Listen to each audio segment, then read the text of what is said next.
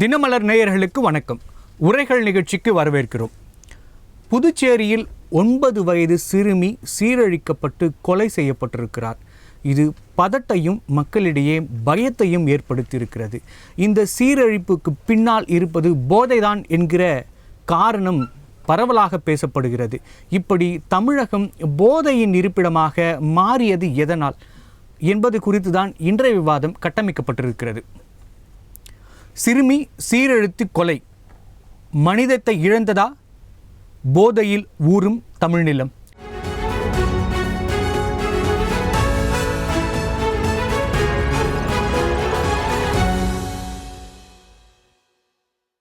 இது குறித்து நம்மோடு இணைந்திருப்பவர்கள் திரு ஆனந்தராமன், புதுவை சட்டமன்ற உறுப்பினர் மற்றும் ஓய்வு பெற்ற காவல்துறை அதிகாரி திரு ராஜாராமன் அவர்கள். வணக்கம் சார். சார், ஆனந்தராமன் சார், புதுவையில் இருக்கீங்க. சிறுமிக்கு நடந்தது என்ன சார்? இதுவரை வரலாற்றில் நடக்காத ஒரு துயர சம்பவம் நடந்திருக்கிறது. 5ஆம் வகுப்பு படிக்கக்கூடிய 10 வயது சிறுமி பாலியல் பலாத்காரம் செய்யப்பட்டு பிளேடால் கிழிக்கப்பட்டு கொடூரமாக கொலை செய்து மூட்டையிலே அடைத்து கால்வாலை வைக்கப்பட்டிருக்கின்றார். இது ஒரு 3-4 பேர் சேர்ந்து வன்புணர்ச்சி பண்ணதா இன்னைக்கு ஆய்வறிக்கையில தெளிவுபடுத்தி இருக்கிறார்கள். அந்த டிஎன்ஏ சாம்பிள்ஸ் கூட இன்னைக்கு அனுப்பிட்டாங்க. இது ஏற்றுக்கொள்ள முடியாத ஒரு துயரம் என்பதை விட மன வேதனை அதிகமா இருக்குது. புதுச்சேரி மாநிலத்துல ஒரு பெண்களுக்கு பாதுகாப்பற்ற நிலை இன்னைக்கு இருக்கு, குழந்தைகளுக்கு பாதுகாப்பற்ற நிலை. காரணம் என்னன்னு சொன்னீங்கன்னா, புதுச்சேரி மாநிலம் ஒரு புண்ணிய பூமி. இங்க மத கலவரம், ஜாதி கலவரம், இனக்கலவரம், அதே மாதிரி பெண்கள் எல்லாம் சகஜமாக போகக்கூடிய ஒரு நிலை இன்னைக்கு. அப்படிப்பட்ட ஒரு புதுச்சேரி நாட்டுல இந்த சம்பவம் என்பது மிகப்பெரிய ஒரு பாதிப்பை ஏற்படுத்தியிருக்குது, அச்சுறுத்தல் ஏற்பட்டது. இதுக்கு காரணம் ஒன்னே ஒண்ணுதான், வேற ஒண்ணுமே கிடையாது. போதை வஸ்துக்கள், அதே மாதிரி இருக்கக்கூடிய பார்கள் எல்லாம் அதிகமாகப்பட்டிருக்கு. இந்த ஆட்சியில அதிகமாகப்பட்டது. புதுச்சேரி மாத்திரம் பார் இருக்குதா, ஆனா இன்னைக்கு ஒவ்வொரு வீதிக்கும் ஒரு பார் இன்னைக்கு அதிக அளவுல எனக்கு வந்திருக்குது. அது மட்டும் இல்லாம இன்னைக்கு கஞ்சா பொருள் மிக சுலபமா, கஞ்சா பொட்டலம் எங்க பார்த்தாலும் கிடைக்குது. அது இல்லாம ஸ்டாம்ப் கிடைக்குது. ஸ்டாம்ப் நாக்குல வச்சு போதை ஏத்தலாம். ஹெராயின் போன்ற, கொக்கைன் போன்ற பொருட்கள் எல்லாம் இங்க ஒவ்வொரு ஹோட்டல்ல விற்கப்படுதான்னு சொல்லிட்டு இன்னைக்கு மிகப்பெரிய அளவுல இன்னைக்கு சொல்றாங்க. ஆனா அதை மீது அரசாங்கமோ காவல்துறையோ ஒழுங்கான நடவடிக்கை எடுத்தாங்களான்னு சொன்னா நிச்சயமாக இல்லை என்பதுதான் பொருள். ஏன்னா இதுக்கு முன்னாடி 1 மாசத்துக்கு முன்னே பீச்ல ஒரு எஸ்டி வகுப்பை சேர்ந்த ஒரு குழந்தை கடத்தப்பட்டது. அந்த குழந்தை கிட்டத்தட்ட ஒரு 10 நாட்கள் பிறகு காரைக்கால்ல அதை கண்டுபிடிச்சாங்க. இப்படி புதுச்சேரி மாத்திர இல்லாத ஒரு கலாச்சாரம், புதிய கலாச்சாரம், புதிய மாதிரியான ஒரு சட்டம் ஒழுங்கு எல்லாம் சீர்குலைக்கின்ற ஒரு நிலை ஏற்பட்டிருக்கிறது. இது எல்லாம் வட மாநிலத்துல சுலபமா இருந்தது. ஆனா புதுச்சேரி மாத்திர கேட்கின்ற போது ரொம்ப அதிர்ச்சி வேதனை ஆகுது. நாம எல்லாம் அக்கா தங்கச்சியோட பிறந்திருக்கின்றோம். ஒரு தாய் தான் நம்மளை பெற்றெடுத்துக்கிறாங்க. நாமளும் பெண் குழந்தை வச்சிருக்கிறோம். இன்னைக்கு ஒரு குழந்தைக்கு நடந்த இந்த வேதனை இது விவரிக்க முடியல, அவ்வளவு வேதனையா. அரசாங்கம் மிக வெத்தனை போக்கோட இதுல நடந்திருக்கு. ஆனந்த் சார், தொடர்ந்து பேசுவோம். ராஜாராம் சார், இந்த சிறுமி விஷயத்துல அரசோட செயல்பாட்டு சரியாக இருந்ததா? உங்களோட கருத்து என்ன சார்? சார், அந்த குழந்தை காணாம போனது 2ஆம் தேதி காணாம போயிருக்குது. 4ஆம் தேதி தான் காவல்துறை நடவடிக்கை எடுத்து அந்த குழந்தைய தேடி கண்டுபிடிச்சிருக்கணும். ஆனா 4ஆம் தேதி துர்நாற்றம் அடிக்கிறத வச்சு எங்க இருந்து நாத்தம் வருதுன்னு தேடி போய் பார்க்கையில தான் இந்த குழந்தை அந்த குட்டையில இறந்து கிடக்குறது தெரியுது. அது காவல்துறை அதுல சிறப்பா செயல்படலைங்கிறது தான் என்னோட கருத்து. ஏன்னா ஒரு குழந்தையை காணோம், அது பெண் குழந்தையை காணோம், 9 வயசு குழந்தையை காணோம் அப்படின்னா அது ஒரு பெரிய ஒரு முக்கியமா வழக்காக எடுத்துக்கணும். அதை பாரி குற்றம் சொல்லுவாங்க, கிரேவ் கிரைம் அப்படின்னு சொல்லிட்டு கேஸ் ரிஜிஸ்டர் பண்ணி உடனே தேட ஆரம்பிச்சிருக்கணும். அக்கம் பக்கத்துல யாரு கடைசியா அந்த குழந்தைய யாரு பார்த்தாங்க, யார்கிட்ட பேசிட்டு இருந்தது என்னங்கிறதெல்லாம் உடனே நடவடிக்கை எடுத்து அவங்கள கூப்பிட்டு விசாரிச்சு அதை உடனே கண்டுபிடிச்சிருக்கணும். அது கண்டுபிடிக்காம விட்டது காவல்துறை வந்து மெத்தன போக்கு அப்படிங்கிறது தான் என்னோட கருத்து. ரெண்டாவது வந்து இதுல ஈடுபட்ட கருணாஸ் அப்படிங்கிற ஒரு 18 வயசு பையன் அந்த குழந்தைக்கு ஐஸ்கிரீம் வாங்கி கொடுத்து மாட்டு கொட்டாயை கூட்டு போய் அங்க வச்சு பாலியல் பலாத்காரம் பண்ணிருக்கிறான். இத வந்து விவேகானந்தன் 55 வயசு உள்ள ஒரு பெரியவர் பார்த்திருக்காரு. பார்த்துட்டு அவரு வந்து இவனை விரட்டி விட்டுட்டு அவரும் பாலியல் பலாத்காரம் பண்ணிருக்காரு. பண்றப்போ அந்த குழந்தை கத்துனப்போ கழுத்தை அடிச்சு நெரிச்சிருக்காங்க. அதுல அந்த குழந்தை இறந்து போயிருக்கு. அதுக்கப்புறம் 2 பேரும் சேர்ந்து கையையும் காலையும் கட்டி துணியில சுத்தி கல்லு கட்டி அந்த குழந்தைய தூக்கி அந்த குட்டையில கொண்டு போட்டுருக்காங்க. இப்போ அவங்கள அரெஸ்ட் பண்ணிருக்காங்க. இப்போ அரெஸ்ட் பண்ணி இருந்து என்ன பிரயோஜனம்? குழந்தை இறந்து போச்சு. குழந்தை வந்து காணலன்னு சொன்ன உடனே கண்டுபிடிச்சிருந்தாங்கன்னா, தேடி போயிருந்தாங்கன்னா ஓரளவு உயிரோடு இருக்கிறதுக்கு மீட்கிறதுக்கு வாய்ப்பு இருந்திருக்கும். இப்போ அந்த குழந்தை இறந்து போச்சு. போக்சோ சட்டத்துல வந்து எஃப்ஐஆர் போட்டிருப்பாங்க, 302 எஃப்ஐஆர் போட்டிருப்பாங்க. அரெஸ்ட் பண்ணி ரிமாண்ட் பண்ணி இப்போ அவங்களுக்கு சட்டப்படி தண்டனை தான் வாங்கி கொடுக்க முடியும்.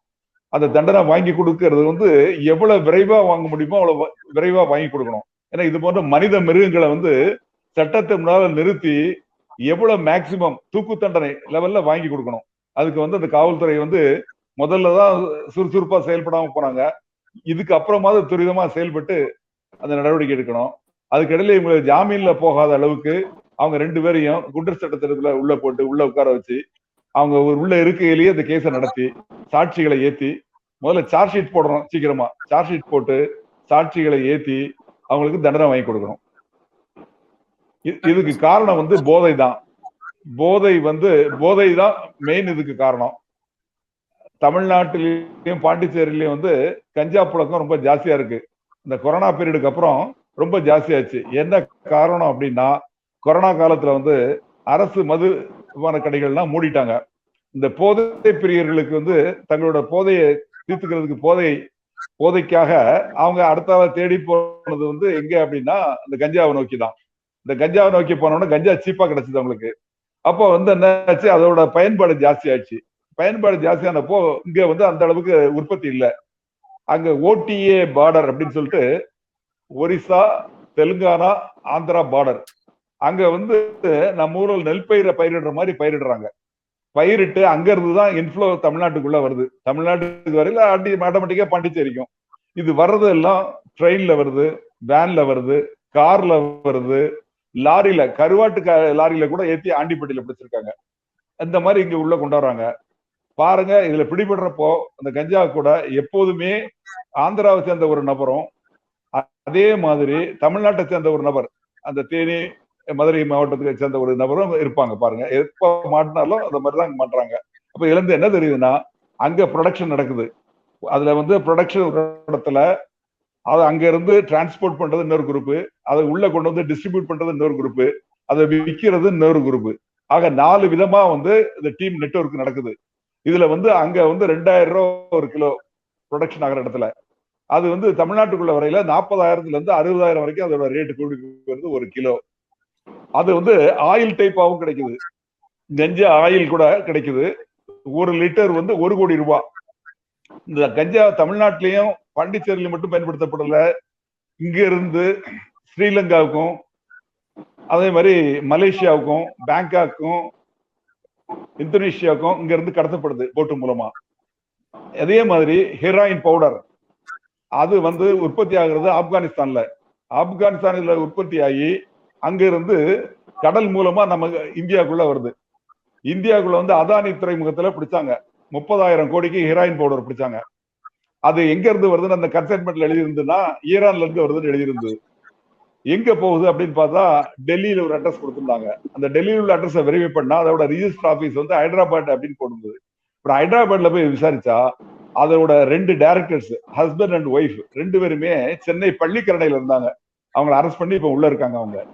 ஆக இந்த கன்சைன்மெண்ட் எல்லாமே அங்கதான் உற்பத்தி ஆகுது. அங்க பாப்பி செடிகள்னு ஒரு செடிகளை உற்பத்தி பண்ணி அதை வந்து அறுவடை பண்ணி அதுல இருந்து சிந்தட்டிக் எல்லாம் சேர்த்துதான் இந்த ஹெராயின் பவுடர், மெத்தாபெட்டமின் இந்த மாதிரி பவுடர் எல்லாமே உற்பத்தி ஆகி உலகம் முழுக்க சப்ளை ஆகுது. அதுல இந்தியா வந்து தீபகற்பம் 3 பக்கம் கடல் இருக்கு. இது உற்பத்தி ஆகிற இடத்துல இருந்து மற்ற இடங்களுக்கு போறதுக்கு இந்தியா ஒரு வழித்தடமா இருக்கு. இதுல வந்து தீவிரவாத இயக்கங்களும் கூட இதுல கலந்துருக்காங்க. இப்போ அந்த இதுல என்ன நம்ம ஆந்திராவில வந்து சுந்தர் ராவ் அப்படின்னு ஒருத்தரை பிடிச்சாங்க. அவர் வந்து கிட்டத்தட்ட ஒரு 600 கிலோ கஞ்சா வச்சிருக்காரு ஒரு இடத்துல ஸ்டாக்கு. அப்புறம் அவரை பிடிச்சி அவர் கூட இருந்தவங்க 5 பேரை பிடிச்சி விசாரிச்சாச்சுன்னா சென்னைக்கு சப்ளை பண்ணிருக்கோம் அப்படிங்கிறாங்க. அந்த சுந்தர்ராவ்ங்கிறவர் வந்து மாவோயிஸ்ட் தலைவர். ஆக மாவோயிஸ்ட் இயக்கத்தை வளர்க்கறதுக்கு அவங்க இதுல தலையிடுறாங்க. அதே மாதிரி திருவனந்தபுரம் பக்கத்துல விழிஞ்சம் கடற்கரை பக்கத்துல நம்ம கடலோர கப்பற்படை அவங்க வந்து ஒரு 3 போட்டை மடக்குறாங்க. அதுல பார்த்தா 300 கிலோ ஹீராயின் பவுடர், 5 AK-47 துப்பாக்கி, 10,000 தோட்டாக்கள் இருக்கு. அவங்க எல்லாரும் பார்த்தா செலோனிஸ்ட் சேர்ந்தவங்க. கடைசியில் அதுக்கு யாரு சம்பந்தப்பட்டவங்க பார்த்தாச்சுன்னா திருச்சியில் இருக்க கேம்ப்ல இருந்து 14 பேரை அரெஸ்ட் பண்ணி ரிமாண்ட் பண்ணிருக்காங்க. ராஜாராமன் சார், நம்ம தொடர்ந்து பேசுவோம். சார் ஆனந்தராமன் சார், இந்த சிறுமிக்கு நடந்த விஷயத்துக்கு முக்கியமா பொறுப்பேற்க வேண்டியது காவல்துறை தான். இந்த நிகழ்வு துயர சம்பத்தை ஒட்டிதான். சார் வந்து விரிவா அந்த போதைப் பொருளை பத்தி நாடு முழுக்க கூடியது பேசுறாங்க. நான் சொல்ல வர்றது என்னன்னா, புதுச்சேரி மாநிலத்துடைய காவல்துறையுடைய நடவடிக்கை மிக மிக மிக மிக மோசமாக இருக்கிறது. புதுச்சேரி மாநில சட்டம் ஒழுங்கு முழுமையாக சீர்குலைந்திருக்கிறது. அனைத்து கொலைக்கும் புதுச்சேரி மாநில காரணம் இந்த கஞ்சா விற்பனை, போட்டா போட்டி. அது மட்டுமல்ல, இன்னைக்கு இந்த குழந்தைக்கு நடந்திருக்குது. சார் சொன்னது 2 பேரை சொல்லியிருக்கிறார். ஆனால் இத உள்ள ஆராய்ந்து பார்த்தீங்கன்னா, இதற்கு முன்பு அந்த பெண்ணை வந்து பாலியல் வன்கொடுமைக்கு ஆட்படுத்தினாங்களா என்ற விசாரணையை நம்ம பண்ணி பார்க்கணும். ஏன்னா இப்ப என்ன தகவல் வருதுன்னா, அந்த விவேகானந்தர் என்பவர் அடிக்கடி அந்த குழந்தைக்கு 5 ரூபா 10 ரூபா கொடுப்பாரு அப்படின்ற ஒரு தகவல் கசிந்து இருக்கிறது. எனவே அதையும் நாம் உற்று நோக்கி பார்க்க வேண்டும். இதே போல மற்ற பெண்களுக்கு இது மாதிரி வன்கொடுமை அந்த பகுதியில நடந்திருக்குதா? இதுல இவங்க 2 பேரும் மட்டும்தானா, இல்ல இது ஒரு கூட்டு களவாணிகள் இருக்கிறாங்களா? இதையெல்லாம் நம்ம ஆராய வேண்டிய கடமை இருக்கு. எனக்கு என்னன்னு சொன்னாக்கா, காவல்துறை இடத்துல ஒரு குழந்தை காணான்னு சொல்லிட்டு சனிக்கிழமை ரிப்போர்ட் பண்ண போது, சனிக்கிழமை இரவே துரிதமாக அவர்கள் நடவடிக்கை எடுத்திருந்தார்கள் சொன்னா, இது அரசாங்கம் தலையிட்டதுன்னு சொன்னால், இதுல மேலதிகாரிகள் உடனடியாக நடவடிக்கை எடுத்தாங்கன்னு சொன்னாங்க, உடனே அந்த குழந்தையை உயிரோடு மீட்டெடுக்க முடியும். ஆனால் 2 நாட்கள் கழித்து ஒரு ஒரு ஒரு வாய்க்கால கடந்ததை போய் எடுத்துட்டு வந்தக்கூடிய ஒரு நிலை இன்னைக்கு இருக்குது. இதை பார்க்கின்ற போது புதுச்சேரி மாநில ஒரு பயமான சூழ்நிலை இருக்குது. இந்த அரசாங்கம் ஒரு தாண்டோணித்தனமான அரசாங்கமா செயல்படுது. காவல்துறை ஏவல் துறையா இருக்குது, மிக மோசமாக இருக்குது. இன்னைக்கு இந்த மாதிரியான சம்பவம், இந்த கஞ்சா விற்பனைக்கு எல்லாம் உடந்தையாக இருப்பது காவல்துறை இருக்கக்கூடிய சில அதிகாரிகள். அது மட்டும் இல்ல, நம்முடைய முதலியார்பேட்டையில கிட்டத்தட்ட நம்ம ஒரு 400 கிராம் கஞ்சா 4 கிலோ கஞ்சா பிடிப்படுது, 4 கிலோ. ஆனால் யார் குற்றவாளி, யாரு என்ன ஆழ்ந்து விசாரிக்காம ஒரு 2 பேரை போட்டு எஃப்ஐஆர் க்ளோஸ் பண்ணிட்டாங்க.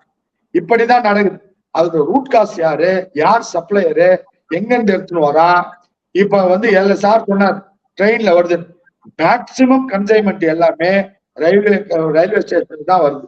ஆனா ரயில்வே ஸ்டேஷன்ல தான் போன வாரத்துக்கு முந்தின வாரம் 5 துப்பாக்கியை வந்து விற்பனை செய்துட்டு போறான். அதுக்கு போன மாசம் வாரம் இந்த கஞ்சா மொட்டமா எடுத்து வைக்கிறான். ஏன் அங்க இருக்கக்கூடிய காவல்துறைக்கு இது தெரியாதா? அங்க இருக்கக்கூடிய ஸ்டேஷனுக்கு தெரியாதா? தமிழ்நாட்டுல பாத்தீங்கன்னா வானூர்ல ஒரு ஸ்டேஷன், அதை தாண்டி போனா கிளியனூர்ல ஒரு ஸ்டேஷன், அதை தாண்டி போனா மயிலத்துல ஒரு ஸ்டேஷன், கிட்டத்தட்ட 10-15 கிலோமீட்டருக்கு தூரத்துக்கு ஒரு ஸ்டேஷன் இருக்கும். ஆனா இங்க 1/2 கிலோமீட்டருக்கு ஒரு ஸ்டேஷன், ஒரு பிஎஸ்சி, அதுக்கு ஒரு இன்ஸ்பெக்டர், அதுக்கு ஒரு சப் இன்ஸ்பெக்டர், அது கீழே 3 ஏஎஸ்ஐ, அது கீழே 4 ஏட்டு, இவ்வளவு இருக்கின்ற போது ஏன் குற்றம் நடக்கிறது? உங்களுக்கு உளவு செய்தி வராதா? இன்டெலிஜென்ஸ் இருக்காதா? இன்டெல் சொல்ல மாட்டாங்களா? டீ கடையில வந்து இதை பத்தி பேச மாட்டாங்களா? கஞ்சா நடமாட்டத்தை வந்து ஏன் உங்களால வந்து ஒடுக்க முடியாதா? ஏன் அழிக்க முடியாதா என்பதுதான் இன்னைக்கு பொதுமக்கள் இடத்துல இருக்கக்கூடிய கேள்வி. இன்னைக்கு இந்த குழந்தைக்கு நடந்தது, நாளைக்கு எந்த பொண்ணையும் ரோட்ல நடமாட முடியாது. 3 பேர் கஞ்சா குடிச்சு அந்த பொண்ணை வந்து பாலியல் வன்கொடுமை பண்ணுவான். குறிப்பா இது பாத்தீங்கன்னா காலேஜ்ல இருக்கக்கூடிய கடைகள்ல வைக்கிறது.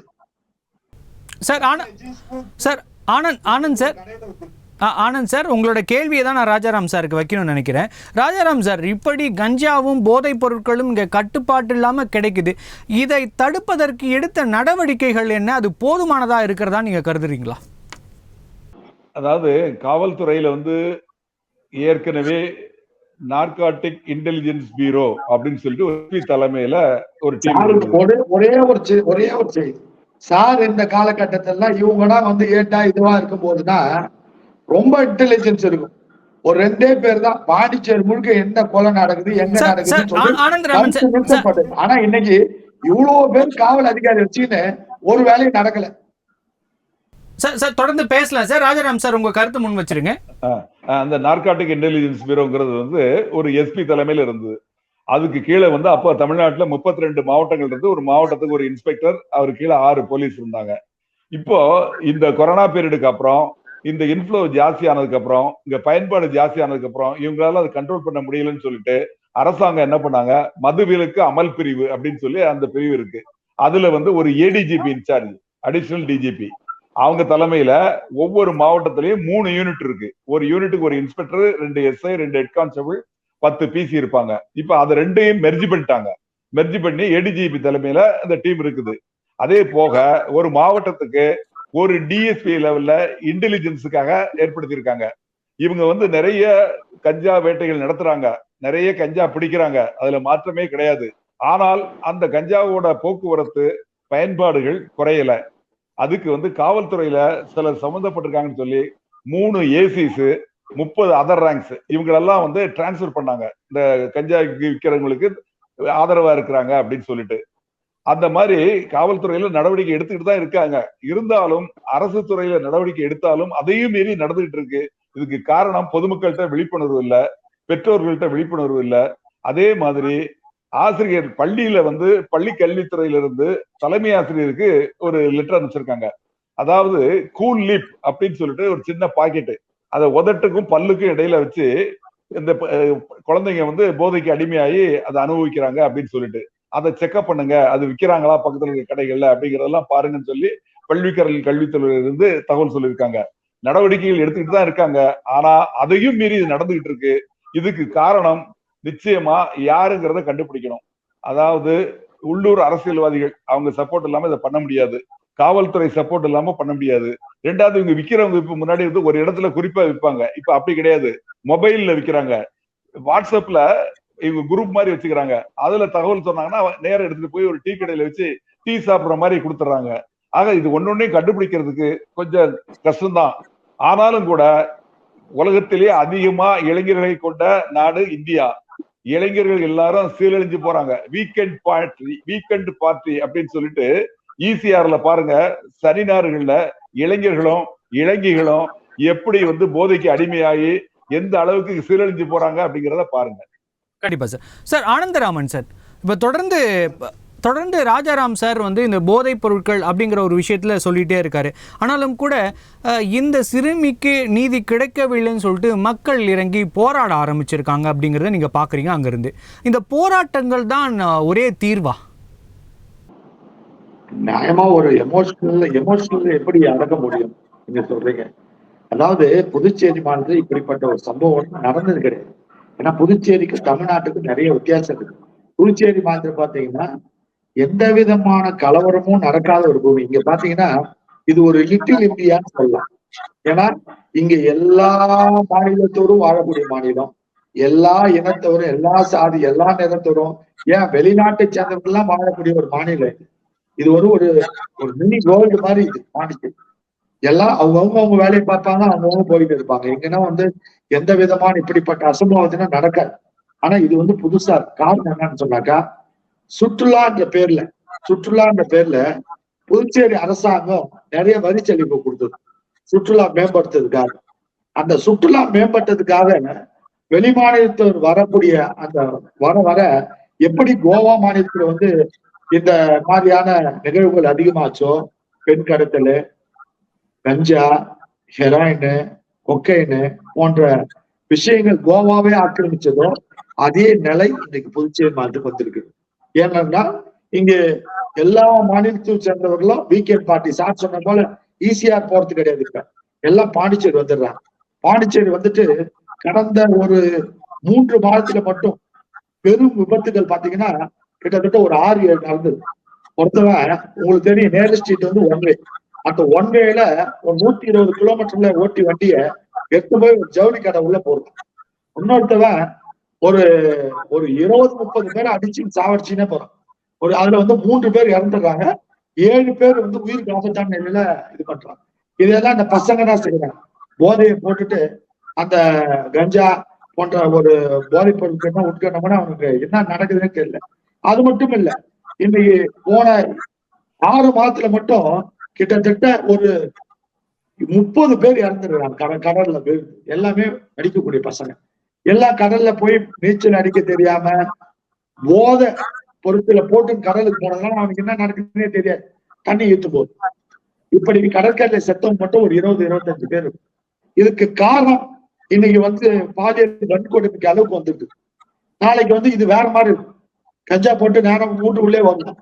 அப்படிப்பட்ட சூழ்நிலை எல்லாம் நடக்கக்கூடிய ஒரு வாய்ப்பு இருக்குது. ஏன்னா இது வந்து காவல்துறை மட்டுமில்ல, அரசாங்கம் பொறுப்புணர்ச்சியோடு இரும்பு கரம் கொண்டு இதை வந்து ஒடுக்க வேண்டும். இப்ப ஒரு தெலுங்கானாவில் என்ன பண்ணாங்க, தமிழிசை தானே அங்க வந்து கவர்னரா இருந்தாங்க. மேதவும் இங்க இருக்கக்கூடிய ஆளுநர் அங்க இருந்தாங்க. அங்க ஒரு பொண்ணை பாலியல் வன்முறை பண்ணதுக்கு என்ன பண்ணாங்க, அதே நிலை இங்க பண்ணணும். அப்பதான் அவர்களுக்கு பயம் வரும். இல்லைன்னா இது இது வந்து தொடர்கதையாக மாறிவிடும். தொடர்கதையா மாறிடும்.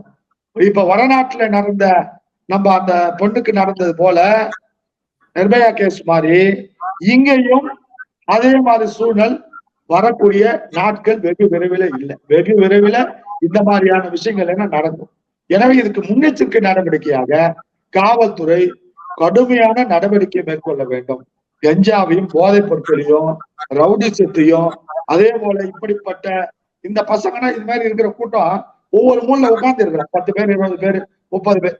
ஒண்ணும் கிடையாது. காவல்துறை அதுக்கு முன்னாடி சார்னா தப்ப தெரியும், பேட்ரோலிங் பண்ணுவாங்க. ஒரு 100 வண்டி வந்து பேட்ரோலிங் பண்ணும்.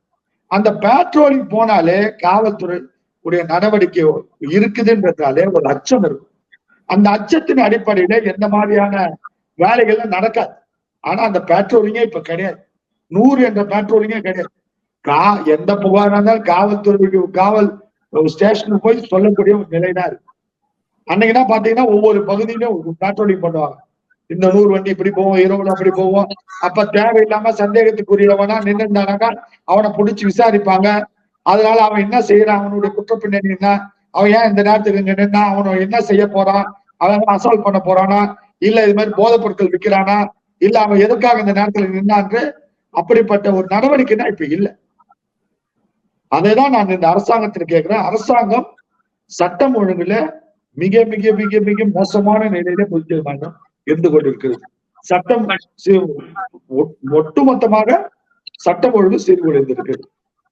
காவல்துறை வந்து சுத்தமா வேலை செய்யறதே கிடையாது. காவல்துறை வந்து வேலை செய்யறதே கிடையாது.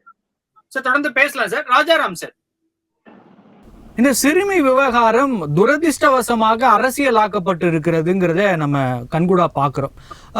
இந்த விஷயத்துல வன்மையா கண்டிக்கிறேன். அதாவது நீங்க வந்து இதை வந்து திசை திருப்ப கூடாது. தயவு செய்து இந்த அரசியல போயிட்டு நீங்க அதுல நுழைக்க கூடாது. காரணம் என்னன்னு சொன்னா இது ஒரு எமோஷன். இது ஒரு எமோஷன். உங்க வீட்டுல நடந்தாலும் என் வீட்டுல நடந்தாலும் இது ஒரு மக்களுடைய எமோஷன். இதை கண்ட்ரோல் பண்ண முடியாது.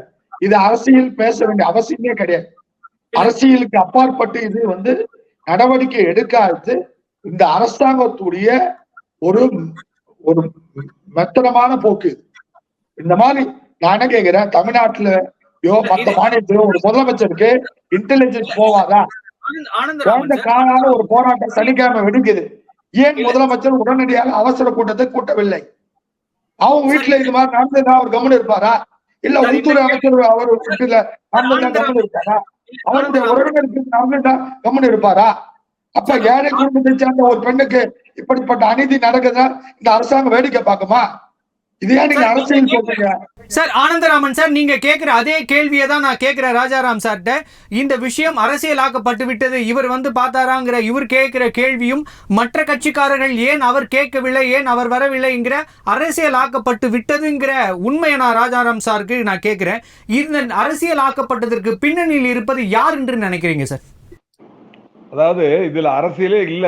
இதுல வந்து என்னன்னா ஒரு சின்ன குழந்தை, 9 வயசு பெண் குழந்தை, அதை வந்து பாலியல் பலாத்காரம் பண்ணி கொலை பண்ணிருக்காங்க. அதை வந்து யார் பார்த்தாலும் அவங்களுக்கு கோபம் வரும், வேகம் வரும்.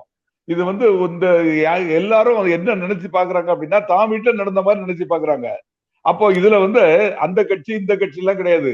இதுல வந்து மக்களோட எழுச்சி, ஒரு கோபம், சரியான முறையில் நடவடிக்கை எடுக்கல அப்படிங்கிறதுக்காக நீதி வேணும், நேர்மை அதாவது நேர்மையான விசாரணை வேணும், நிச்சயமா இது மாதிரி இந்த ஒரு சூழல் நடக்கக்கூடாது அப்படிங்கிறதுக்காக கொதித்து எழுதுங்கிறாங்க. இது தப்பு இல்லை. இது மக்களோட இது வந்து மக்களுக்கு நிச்சயமான மக்களோட எழுச்சி தான். அது இதுக்கு வந்து அவங்க தூண்டி விட்டாங்க, இவங்க தூண்டி விட்டாங்க, அதெல்லாம் எனக்கு தெரியாது. அந்த பக்கத்துக்குள்ள நான் போக விரும்பல. ஆனா மக்கள் போராடுறது நியாயமானது, எழுச்சியானது, எல்லாருக்கும் இயல்பா தோணக்கூடியது. எதுக்காக போராடுகிறாருன்னு சொன்னா, மக்கள் எதுக்காக போராடுறான்னு சொன்னா, நீங்க என்ன போடுவீங்க? சார் சொன்ன மாதிரி ஒரு 302 போடுவீங்க, அவர் வந்து போஸ்கோல போடுவீங்க, வன்கொடுமையில போடுவீங்க. இதை தாண்டி என்ன போடுவாங்க? ஒரு 3 மாசமோ இல்ல 4 மாசமோ 5 மாசமோ பெயில வர போறான், அப்புறம் கேஸ் அவன் ஆட போறான், விட்னஸ் இல்லைன்னு சொல்லிட்டு ரிலீஸ் பண்ண போறீங்க. இவ்வளவுதான் நடக்க போகுது. சார் சொல்ற மாதிரி அவனுக்கு பெயிலே கொடுக்காம துரிதமா அவன் மேல சார்ஜ் ஷீட் போட்டு அவனுக்கு அதிகபட்சமான தண்டனை, தூக்கு தண்டனை கொடுப்பதற்கான ஒரு சிறப்பு நீதிமன்றத்தை உருவாக்கணும். இதனால்தான் மக்கள் போராடுறாங்க. ஏன்னா இதை வைத்து இப்படிப்பட்ட அந்த குழந்தைக்கு ஏற்பட்ட பாதிப்பு மாநிலம் மட்டுமல்ல, இந்தியா முழுவதும் நடக்க கூடாது என்பதுதான் எங்களுடைய போராட்டம். இதை நீங்க வந்து இப்ப அரசியலாவோ அரசியல் போராட்டமாவோ இதை கொச்சப்படுத்த கூடாது. கொச்சப்படுத்தாதீங்க.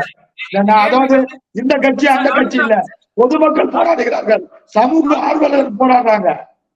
ஆனந்தராமன் சார், நான் இந்த கேள்வி மக்கள் போராட்டத்தை நோக்கி கேட்கல. அது நியாயமான உணர்ச்சி பொங்க எடுக்கிற போராட்டம் என்பதை எல்லோரும் உணர்ந்து கொள்கிறார்கள், எல்லா அரசியல் கட்சியும் உணர்ந்து கொள்கிறார்கள் என்பதை புரிந்தே கேட்கிறேன். ஆனாலும் சில அரசியல் தலைவர்கள் இவர்கள் ஏன் இதை செய்யவில்லை, இவர்கள் ஏன் இதை செய்யவில்லை என்கிற கேள்வி கேட்டிருக்கிறார்கள். அது உங்களுக்கு புரியும் என்று நினைக்கிறேன். அடுத்த என்னுடைய கேள்வி உங்களிடம் நான் வைக்க விரும்புகிற கேள்வி, ஆனந்தராமன் சார் உங்ககிட்ட நான் கேட்க விரும்புகிற கேள்வி, நியாயத்தை திசை திருப்ப வேண்டாம். ஒருவர் பேசுறதை வச்சு இன்றைக்கு ஒரு பாஜக நபரிடத்தில் நான் பேசினேன். இப்ப அவர் சொல்றாரு, நானும் போராடணும்னு நினைக்கிறேன், நானும் இந்த குழந்தைக்காக போராடணும்னு நினைக்கிறேன், ஆனா என்னால வர முடியல அப்படின்னு சொல்றேன். சோ இதுல வந்து கட்சினா கிடையாது, இந்த கட்சி அந்த கட்சி அதுனா கிடையாது. இதுல ஒட்டுமொத்த புதுச்சேரி மாநிலத்தோட உணர்வு, ஒட்டுமொத்த மனித உணர்வு. இது புதுச்சேரி மாநிலம் சொல்லக்கூடாது, இது ஒரு மனித உணர்வு. தமிழ்நாட்டில இருந்து குரல் கொடுத்திருக்கிறாங்க, டெல்லியில இருந்து குரல் கொடுத்திருக்கிறாங்க, யூடியூப் ஆர்வலர்கள் பேசுறாங்க. இதுதான் இது வந்து ஒரு அரசியலுக்கான போராட்டம் கிடையாது, ஒரு குழந்தைக்கான நியாயத்துக்கான. சார் ஆனந்தராமன் சார், உங்களோட இறுதி கேள்வி, இப்படியான ஒரு கொடூரமான விஷயத்தை சட்டமோ சமூகமோ ஏற்காது, வெறுக்கும் என்று தெரிந்தும் இப்படியான குற்றங்கள் நடப்பதற்கு காரணம் என்ன? இதை வந்து இந்த போதையில் இருப்பதால் தான் இப்படியான விஷயங்கள் நடக்கிறதா, அல்லது இங்க இளைஞர்கள் திசை மாறி செல்கிறார்களா? இதை சரி செய்ய அரசு என்ன செய்ய வேண்டும், சமூகம் என்ன செய்ய வேண்டும் என்பது உங்களுடைய இறுதியான கருத்தா? சார் இதுக்கு நிறைய நம்ம இதுக்கு பின்னாடி போனீங்கன்னா நிறைய போகணும். விக்ரம் படத்துல கமலஹாசன் சொன்னது போலதான், போதை என்பது அதாவது இந்த கொக்கைன், இந்த கஞ்சா போன்ற போதை வஸ்துக்கள் மனித தன்மையினை மனிதனை மிருகமாக்கிடும். மிருகம் ஆகிட்ட போற அக்கா தங்கச்சி அம்மா அப்பா உறவு இல்லாம போயிடும். அந்த வெளிப்பாடு, அந்த நிலை தான் இன்றைக்கு இது நடந்திருக்கு. புரியுதுங்களா? போதை தான் இதுக்கு அடிப்படையான காரணம். போதைக்கு பின்னாடி போன ஏன் அவன் போதைக்கு போறான் அப்படி போனா, இந்த அரசாங்கம் உரிய வேலை வாய்ப்பு கொடுக்கும். வேலை வாய்ப்பற்ற இளைஞர்கள் இன்றைக்கு அதிகமாயிட்டான். அப்ப அவன் வெட்டி பையனா சுத்த வேண்டிய சூழ்நிலை ஏற்படுது. அப்ப போதை பிடிக்கிறான். இப்படி இந்த அரசாங்கம் நிறைய தவறு செய்திருக்கிறது. அதாவது அரசாங்கம் போதைப் பொருட்களை ஒழுங்கா கட்டுப்படுத்திட்டாலே இந்த குற்றம் நடந்திருக்கான வாய்ப்பு கிடையாது. அடிப்படை என்ன அப்படின்னு பாத்தீங்கன்னா, கஞ்சா பெருத்து இருக்கிறது, ஹெராயின் கொக்கைன் போன்ற போதை, கடுமையான போதை தரக்கூடிய போதை வஸ்துக்கள் புதுச்சேரி தமிழகத்திலே நடமாடுகிறது. இதை ஒழித்தால்தான் மனித சமுதாயம் மனிதனாக வாழும். இல்லைன்னா அரக்கன் கூட இல்ல, மிருகமா வாழும். மிருகமா மாறினா என்ன ஆகும்? ஒன்னோட ஒண்ணு அடிச்சு சாவும். யாரு என்னன்னு தெரியும், அக்கா யாரு, அம்மா யாரு, தங்கச்சி யாரு, நம்ம அக்கா பொண்ணு யாரு, தங்கச்சி பொண்ணு யாரு, எதுவுமே தெரியாது, உறவே தெரியாம போயிடும். இதுக்கு அடிப்படை காரணம் போதை. இந்த போதைப் பொருட்களை ஒழித்தால் ஒழிய மனித சமுதாயம் மனிதனாக வாழும்.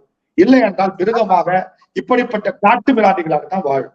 இந்த மாதிரி காட்டு மிராண்டிகளுக்கு அதிகபட்ச தண்டனை கொடுக்க வேண்டும். என்னை பொறுத்தவரை கேட்டீங்கன்னா, நான் ஓப்பன் டிபேட்ல சொன்னேன், இப்படிப்பட்ட காட்டு மிராண்டிகளை என்கவுண்டர் பண்ணணும். அப்பதான் இப்படிப்பட்ட காட்டு மிராண்டிகள் உருவாகாம இருக்கும். இது தப்புன்னு கூட இருக்கலாம், சட்ட ரீதியான இது கிடையாது. ஆனால் இருந்தாலும் இப்படிப்பட்ட காட்டு மிராண்டி செயல்களுக்கு இப்படிப்பட்ட விதமான ட்ரீட்மெண்ட் தான் நம்ம கொடுக்கணும். அப்பதான் எதிர்காலத்துல சகோதரிகள் காப்பாற்றப்படுறாங்க. லட்சக்கணக்கான பெண் குழந்தைகள் இருக்குது. இன்னும் 8ஆம் தேதி உமன்ஸ் டே கொண்டாட போறோம். எதுக்கு கொண்டாடுறோம்? பெண்களுக்கு பாதுகாப்பற்ற ஒரு நாடு, பெண்களுக்கு பாதுகாப்பற்ற ஒரு மாநிலம். எதுக்கு நம்ம கொண்டாடணும்? இதுல நம்மளை பெற்றது ஒரு அம்மா, தாய் தானே, ஒரு பெண் தானே. ஏன் அப்படிப்பட்ட ஒரு ஒரு ஒரு ஒரு ஒரு கொடூரமான ஒரு செயல்? இதற்கு இரும்பு கரம் கொண்டு அரசாங்கம் போதைப் பொருட்களையும் நசுக்காத வரை நிச்சயமாக இப்படிப்பட்ட செயல்கள் இருந்து கொண்டுதான் இருக்கும். எனவே இதனுடைய ரூட் காஸ் பாத்தீங்கன்னா போதைப் பொருட்கள், கஞ்சா விற்பனையை, ஹெராயின் விற்பனை, கொக்கன் விற்பனை, ஸ்டாம்ப் விற்பனை, டக்கிலா, என்னென்னமோ சொல்றான். இதெல்லாம் கட்டுப்படுத்தாத வரை நம்முடைய சமுதாயத்தை திருத்த முடியாது. மனித சமுதாயம் மிருகமா மாறிடும், மறுபடியும் கார்கால மனுஷனா மாறிடுவோம் என்பதை இந்த விவாதத்துக்கு தெரிவித்துக் கொள்கின்றேன். நன்றி. ராஜாராம் சார், இப்படி போதையில ஊறி கிடக்கிற தமிழ் நிலத்தை மீட்பதற்கு அரசும் மக்களும் காவல்துறையும் செய்ய வேண்டியது என்ன? சுருக்கமான உங்க இறுதியான கருத்து சார். நிச்சயமா இந்த NDBS ஆக்ட் அப்படின்னு சொல்லி போதைப் பொருள் தடுப்பு சட்டம்னு ஒரு சட்டம் 2000 கொண்டு வந்தாங்க.